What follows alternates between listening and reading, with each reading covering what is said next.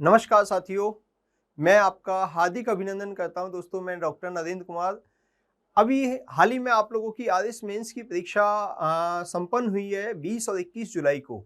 RS mains जो अभी हाल ही में हुआ, उसका जो 21 जुलाई को जो थर्ड पेपर हुआ था, थर्ड पेपर के अंदर जो 3 यूनिटें होती हैं, उन 3 यूनिटों में से जो सेकंड यूनिट है और उसका नाम है लोक प्रशासन एवं प्रबंधन से संबंधित जो यूनिट है, उसमें जो क्वेश्चंस पूछे गए हैं, पेपर काफ़ी अच्छा पूछा गया था। थर्ड पेपर पॉलिटी के क्वेश्चंस भी काफ़ी अच्छे थे और पबैड के क्वेश्चन, जो लोक प्रशासन के क्वेश्चन है, वो भी काफ़ी अच्छे से पूछे गए थे।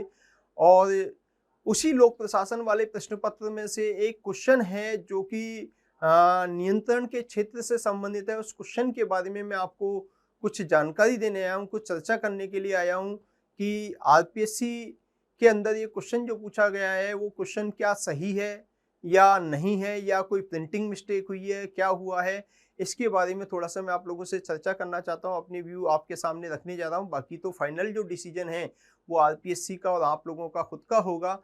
तो दोस्तों, मैं चर्चा करने जा रहा हूँ कि आरपीएससी के अंदर जो लोक प्रशासन पार्ट है, सेकेंड यूनिट जो थर्ड पेपर की है, उस थर्ड पेपर की यूनिट के अंदर जो आपका थर्ड पेपर की जो सेकेंड यूनिट है, उस यूनिट का नाम है लोक प्रशासन एवं प्रबंधन। उस लोक प्रशासन और प्रबंधन यूनिट के अंतर्गत जो क्वेश्चन आए हैं, उस क्वेश्चन की मैं बात करूं तो जैसा कि ये पेपर आपके सामने दे रखा है, उसमें एक क्वेश्चन आया हुआ है और वो क्वेश्चन है यहाँ पर नियंत्रण का क्षेत्र। नियंत्रण के क्षेत्र के संबंध में प्रतिपादित ग्रेकुनास के फॉर्मूले का वर्णन कीजिए। दोस्तों, ये जो बात है, ग्रेकुनास के फॉर्मूले का वर्णन कीजिए, ये बात ठीक है। यहाँ तक तो बात ठीक है दोस्तों। ये जो बात दिखाई दे रही है यहाँ पर, जो शो हो रहा है, ये फार्मूले का वर्णन कीजिए। तो ग्रेकुनास के फार्मूले का वर्णन हम कर लेते हैं, फिर उसके बाद के क्वेश्चन को लेके थोड़ा सा मुझे एक आपत्ति है कि इसका सॉल्यूशन कैसे पॉसिबल है। वर्तमान जो कंडीशन है उसमें इसका सॉल्यूशन मुझे तो पॉसिबल नहीं लगता है। या तो ये क्वेश्चन की फ्रेमिंग में कहीं ना कहीं कोई टाइपिंग मिस्टेक है, या फिर कोई किसी अन्य प्रकार की कोई त्रुटि नजर आती है जो इसके सॉल्यूशन के संबंध में मुझे दिक्कतें पैदा कर रही है। मुझे एक ऐसा लगता है कि इसका सॉल्यूशन इस कंडीशन में, जो क्वेश्चन पूछा गया उस कंडीशन में इसका सॉल्यूशन नहीं हो सकता। जैसे एग्जाम्पल के तौर पे, पहली बात तो हम कहते हैं कि नियंत्रण के क्षेत्र के संबंध में प्रतिपादित ग्रेकुनास के फॉर्मूले का वर्णन कीजिए। ग्रेकुनास का फॉर्मूला क्या है?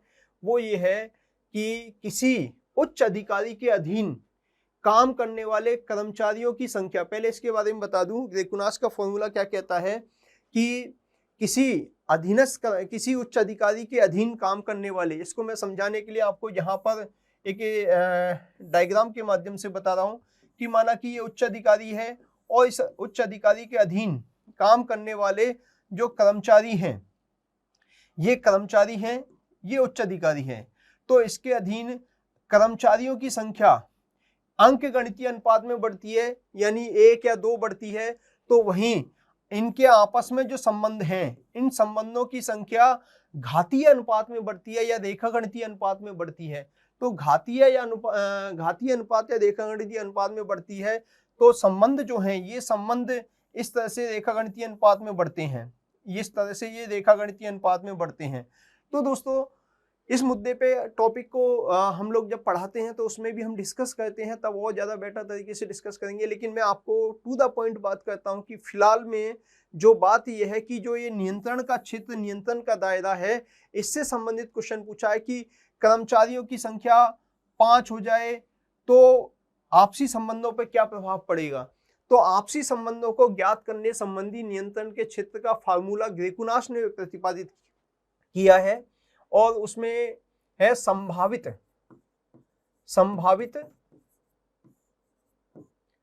संबंधों की संख्या। संभावित संबंधों की संख्या, संभावित संबंधों की संख्या कितनी होगी दोस्तों? इसका फॉर्मूला जो दिया हुआ है, संभावित संबंधों की संख्या को ज्ञात करने का फॉर्मूला है n इंटू 2 की power n upon 2 plus n minus 1, ये फॉर्मूला है। इस फॉर्मूले के अंदर दोस्तों n का मान जो है, n का मान है अधीनस्थों की संख्या। n का मतलब होता है अधीनस्थों की संख्या, अधीनस्थों की संख्या। दोस्तों ये अधीनस्थों की संख्या n का मान है। अब फॉर्मूला जो कह रहा है कि नियंत्रण के क्षेत्र के संबंध में प्रतिपादित ग्रेकुनास के फॉर्मूले का वर्णन कीजिए, तो ये क्वेश्चन आपका यहाँ पे कंप्लीट हो जाता है। यहाँ संभावित संबंधों की संख्या इक्वल टू n इंटू 2 की power n upon 2 plus n minus 1, ये फॉर्मूला है और इसमें n का मान क्या है, अधीनस्थों की संख्या। तो यहाँ पर ये बात कंप्लीट होती है। अब बात आती है आगे का जो क्वेश्चन है उसमें यदि संबंधों की संख्या 5 हो तो क्या कह रहा दोस्तों, यहाँ पे इंपॉर्टेंट बात ध्यान देने की है कि संबंधों की संख्या यानी संभावित संबंधों की संख्या बता रहा है ये, न कि अधीनस्थों की संख्या बता रहा है। तो संभावित संबंधों की संख्या यानी ये 5 अगर संभावित संबंधों की संख्या रखें तो अधीनस्थों की संख्या ज्ञात करवाने की बात कर रहा है। इसका गणितीय हल करवाना चाह रहा है, तो 2 की power n upon 2 plus n minus 1। दोस्तों इसको कैलकुलेट कर लीजिए वाली से, ये मेरे ख्याल से मैथमेटिकली इसको अपन कैलकुलेट नहीं कर सकते, कैसे भी इसको हम कैलकुलेट नहीं कर सकते, क्योंकि 2 की पावर n जो है, n का मान जो आएगा ये जो भी आंसर आएगा वो n का मान जो भी आप x y z जो भी रखोगे वो आएगा। यहाँ पर एग्जैक्टली इसमें संबंधों की संख्या 5 दे करके और अधीनस्थों की संख्या 1 से भी कम आएगी। 1 या अपन मान के चले 1 या 2 के बीच में इसमें संख्या आएगी।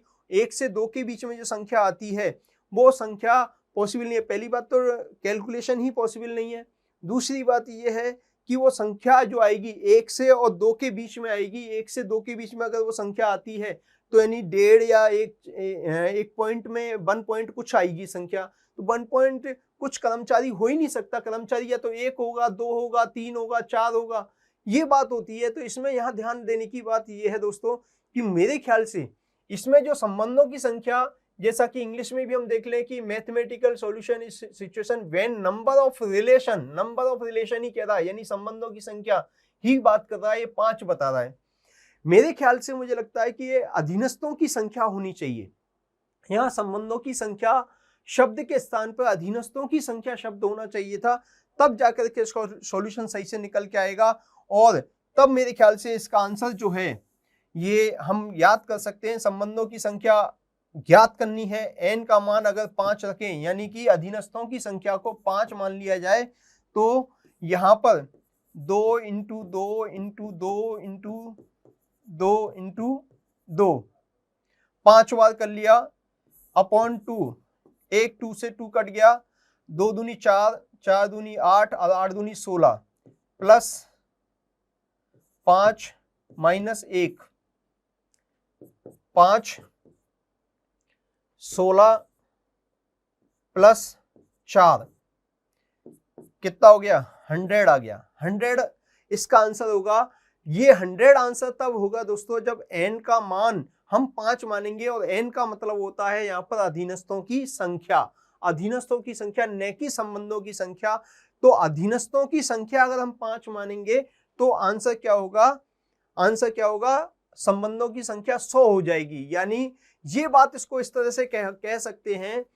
जो ग्रेकुनास का फॉर्मूला है उसको मैं यहाँ पर आपको समझाने की कोशिश करता हूँ। ये कहना क्या चाहता है कि उच्च अधिकारी है, इस उच्च अधिकारी के अधीन माना कि 3 कर्मचारी हैं, 4 कर्मचारी मान लेते हैं।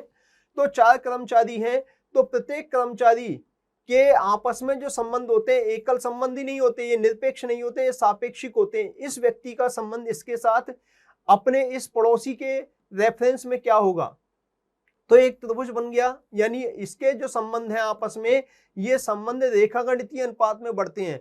एक त्रिभुज ये बना, आपको इसके संबंध इसके साथ में देखने, इस पड़ोसी के रेफरेंस में भी देखने पड़ेंगे।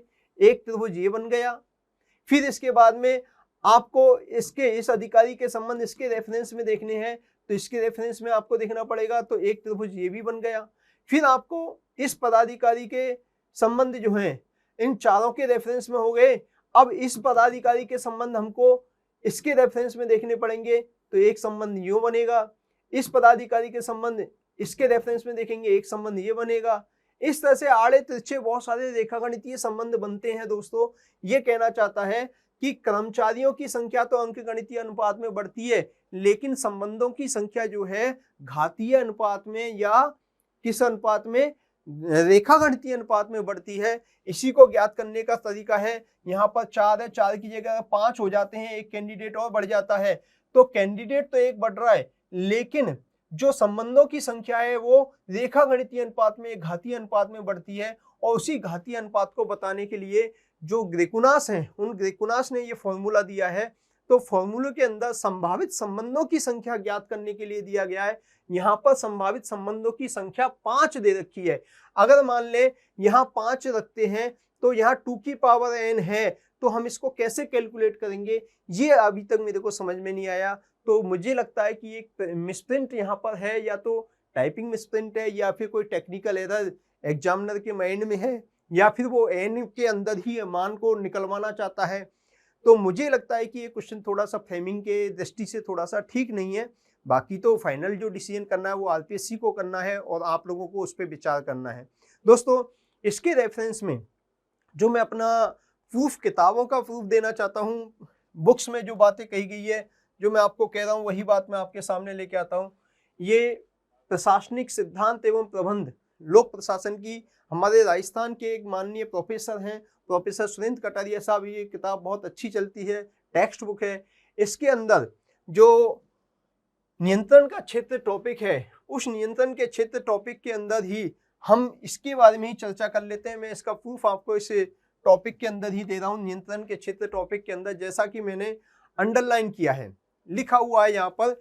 ग्रेकुनास के अनुसार उच्च अधिकारियों को यह ध्यान में रखना चाहिए कि उनके केवल प्रत्यक्ष संबंध ही अधीनस्थों के साथ नहीं होते। प्रत्यक्ष संबंध का मतलब क्या हुआ दोस्तों? प्रत्यक्ष संबंध का मतलब हुआ कि उच्च अधिकारियों के केवल प्रत्यक्ष संबंधी नहीं होते। यहाँ देखिए, ये प्रत्यक्ष संबंधी नहीं होते, बल्कि पड़ोसी के रेफरेंस में भी इनके संबंध प्रभावित होते हैं। तो ये बात बताना चाहते हैं। तो ये ध्यान रखना चाहिए, उनके केवल प्रत्यक्ष संबंधी अधीनस्थों के साथ नहीं होते, बल्कि अधीनस्थों के विभिन्न समूहों के परस्पर अंतर संबंध भी होते हैं। वही मैं बात जो कह रहा था, बल्कि अधीनस्थों के विभिन्न समूहों के परस्पर अंतर संबंध भी होते हैं। इन संबंधों की संख्या कई कारणों से परिवर्तित होती है। यह संबंध मुख्यतः 3 प्रकार के होते हैं: प्रत्यक्ष एकल संबंध, प्रत्यक्ष समूह संबंध, आड़े तिरछे संबंध। अब इंपॉर्टेंट बात जो मैं आपको बताना चाह रहा हूं वो ये है कि अतः अधीनस्थों की संख्या में वृद्धि होने पर, अधीनस्थों की संख्या में यानी कर्मचारियों की संख्या बढ़ रही है, एक भी बढ़ेगी तो संबंधों की संख्या गणितीय अनुपात में या हम कहें घातीय अनुपात में बढ़ेगी। अतः अधीनस्थों की संख्या वृद्धि होने पर गुणात्मक या सामूहिक संबंध बढ़ते हैं, गुणात्मक या सामूहिक संबंध बढ़ते हैं। इसलिए संबंधों की संख्या घातीय अनुपात में 2 की पावर n लिखा हुआ है, तो घातीय अनुपात में बढ़ती है। इसे स्पष्ट करने के लिए ग्रेकुनास ने फॉर्मूला सुझाया था, और वो फॉर्मूला क्या है देखो दोस्तों, वो फॉर्मूला भी उन्होंने कैलकुलेशन करके भी बताया है। फॉर्मूले है n इंटू संबंधों की संख्या ज्ञात करने का। यहाँ पे संबंधों की संख्या ज्ञात करने के लिए कह रहा है n इंटू 2 की power n upon 2 plus n minus 1, ये फॉर्मूला है। और यहाँ साफ साफ लिखा है n का मतलब होता है अधीनस्थों की संख्या। यहाँ ध्यान रखने की बात है कि 2 की घात n है, यह 2n नहीं है। माना कि 2 की घात n 3 है, n का मान कितना रख दिया 3, तो इसे 3 बार गुणा करेंगे। इसलिए 2 की power 2 into 2n upon 2 bracket में 2 इंटू 3 यानी 6 समझा जाना चाहिए। तो यहाँ पर उदाहरण से समझाया देखो इस बात को। माना कि किसी उच्च अधिकारी के अधीन 3 अधीनस्थ हों तो संबंधों की संख्या यह होगी। 3 अधीनस्थ रखने पर कितने हो रहे हैं संबंध? 18 हो रहे हैं। अब देखिए इन्होंने कैलकुलेशन करके एक टेबल निकाल रखी है।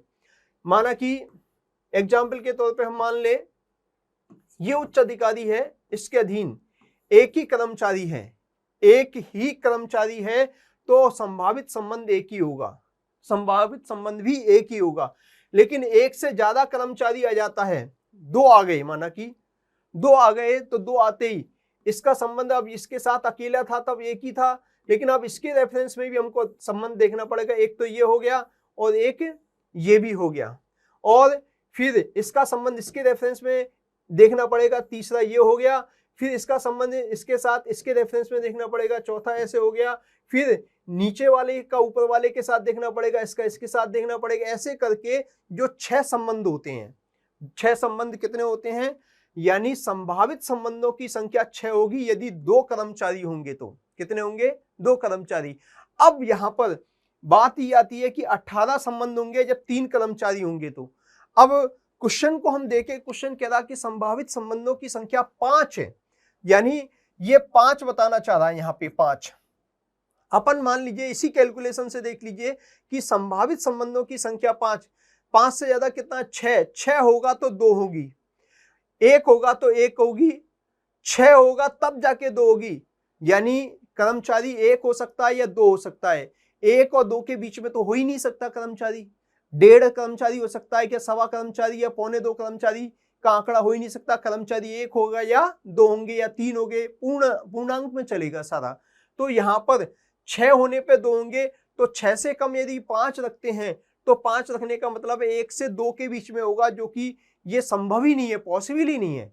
तो यही बात मैं समझाना चाहता हूं कि ये संबंधों की संख्या 5 से ये कैलकुलेशन हो ही नहीं सकती, प्रॉपर तरीके से रिजल्ट निकल के नहीं आ सकता, और ये उचित भी नहीं है, व्यवहारिक भी नहीं है। लेकिन अगर ये अधीनस्थों की संख्या 5 कर दी जाए, अधीनस्थों की संख्या को 5 मान लिया जाए, तो संबंधों की संख्या कितनी आ रही है, 100 निकल के आ रही है। अगर ये अधीनस्थों की संख्या शब्द लिखा होता कि अधीनस्थों की संख्या 5 है, तो गणितीय गणना कीजिए, तब ये प्रॉपर तरीके से क्वेश्चन सही होता, ये क्वेश्चन की फ्रेमिंग सही होती और आंसर प्रॉपर तरीके से 100 निकल के आ जाता कि संबंधों की संख्या कितनी होगी, तो संबंधों की संख्या 100 हो जाएगी दोस्तों। लेकिन क्वेश्चन में पूछा गया है कि संबंधों की संख्या 5 है, तो गणितीय हल कीजिए, यानी वो निकलवाना क्या चाहता है, अधीनस्थों की संख्या। अधीनस्थों की संख्या उस फॉर्मूले से निकल ही नहीं सकती, अगर निकलेगी तो n का मान हम कहां से लेके आएंगे, ये सबसे बड़ी समस्या हमारे सामने उत्पन्न हुई है दोस्तों। यही सारी बातें ये सुरेंद्र कटारिया साहब की किताब में है। सेम बात जो है मैं सुरेंद्र कटारिया साहब की बुक का आपको, जिससे मैंने ये आपको रेफरेंस दिया है, उस किताब के पेज नंबर 262 और 263 पे इसका उल्लेख दिया गया है। इसी तरीके से BL फड़िया साहब की किताब, जो प्रतियोगिता साहित्य सीरीज में जो किताबें आपके राजस्थान यूनिवर्सिटी वगैरह में जो हमारे राजस्थान में चलती हैं, उसके अंदर भी ये इसका उल्लेख, नियंत्रण का क्षेत्र जो टॉपिक दे रखा है। मेरे पास जो बुक है पुराना एडिशन है, हालांकि उसमें 187 जो पेज संख्या है उस पर दे रखा है। एक गाइड भी है जो कि अधिकतर स्टूडेंट्स पढ़ते हैं पब्लिक एडमिनिस्ट्रेशन के, जो सिविल सर्विसेज में आती थी, उस गाइड में टाटा मैकग्राहिल की बुक है, उसके अंदर भी इसका साफ साफ उल्लेख कर रखा है, स्पष्ट रूप से दे रखा है। और भी आप कोई भी अच्छे ऑथर की बुक ले लेंगे तो उसमें आपको ये बात स्पष्ट हो जाएगी, और जितना क्लियर करके कटारिया साहब ने दे रखा है, इतना किसी भी बुक में उतना स्पष्ट एग्जाम्पल से नहीं दे रखा है। तो मैं समझता हूँ कि ये क्वेश्चन प्रॉपर तरीके से हमसे नहीं पूछा गया, स्टूडेंट इससे भ्रम की स्थिति में है। अब आगे क्या होगा, आरपीएससी इसको सही मानेगी या नहीं मानेगी, या आरपीएससी की ये क्वेश्चन फ्रेमिंग की गलती है या फिर कोई त्रुटि है, ये हम नहीं कह सकते। ये जो है आरपीएससी ही डिसाइड करेगी, और आप लोगों को भी विचार करना पड़ेगा कि क्या ये क्वेश्चन क्या है, सही है, हमने क्या आंसर दिया, क्या नहीं दिया। इसके आधार पे आप अपने इस क्वेश्चन के आंसर का मूल्यांकन भी कर सकते हैं। दोस्तों, आज का वीडियो केवल और केवल ये इन्फॉर्मेटिव वीडियो था, जो मुझे लगा स्टूडेंट्स के हित में जारी किया गया है। बाकी अंतिम राइट्स जो भी हैं, जो भी फैसला होगा वो आरपीएससी का होगा। मैं आरपीएससी को किसी भी प्रकार से दोषी या गलत नहीं ठहरा रहा हूँ, ना ही मैं किसी सिस्टम पे उंगली उठा रहा हूँ। मैं अपने व्यू रख रहा हूँ, पर्सनल व्यू है, मुझे जो लगता है, हो सकता है मैं गलत भी हो सकता हूँ। बाकी मुझे जो लगा मैंने आपको बताया। बाकी आप और आरपीएससी जो भी डिसाइड करेगी वो ही सर्वोपरि होगा। आपके अपने पर्सनल विचार हो सकते हैं, मेरा अपना पर्सनल विचार था जो मैंने आपके सामने रखा। धन्यवाद।